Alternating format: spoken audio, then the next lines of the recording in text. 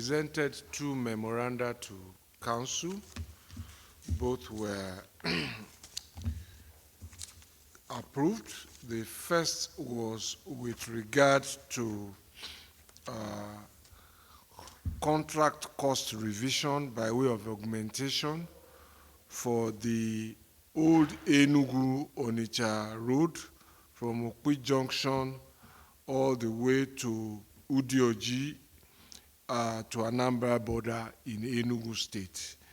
The augmentation was in the sum of 17 billion and 50 million, which revised the contract sum to 48 billion 996 million 488,925 naira, with an additional completion time of 42 months. The second contract was a fresh contract for the maintenance of the pavement of the third mainland bridge. And this was approved in the sum of 6 billion 278 million and 63,585 naira 58 kobo for a period of 24 months. This is in consonance with the Executive Order 11 signed by Mr. President for the continued maintenance of public infrastructure.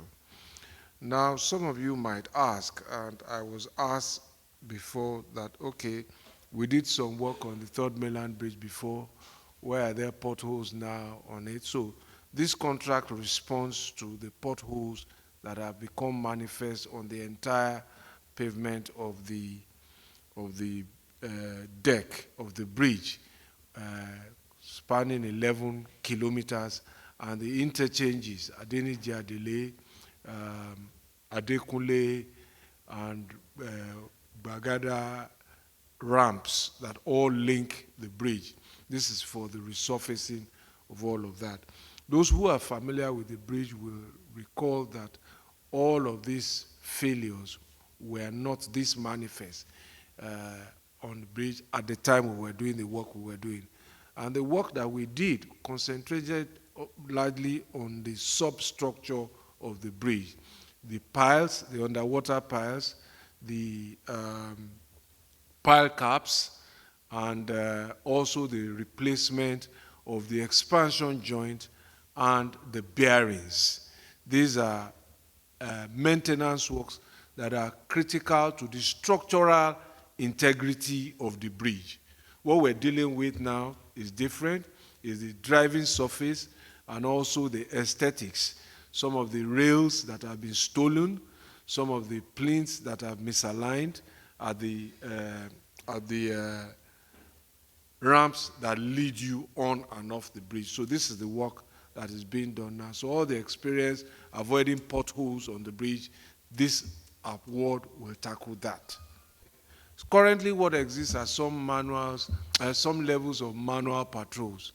And also these are some of the debates that we had in council today, how by legislation, such as the Federal Road Safety Commission Act, the law enforcement and securing of federal highways has been taken away from the Ministry of Works and vested in the Federal Road Safety Corps, which is now domiciled in the office of the SGF under the presidency.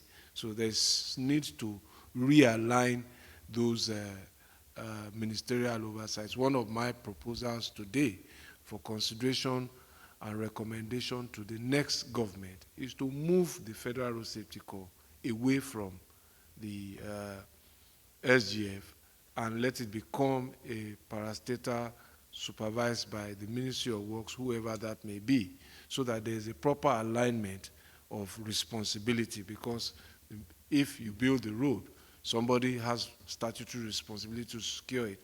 That person better report to the main organ instead of through a third and remote organization. So, but One of the things you might find also is that as the fiber optic capacity increases, then it will be easier to restore cameras, because also cameras need remote monitoring to carry images. And I know that Lagos State is rolling out very, very massively in terms of fiber optic. So I think we will get there sooner rather than later.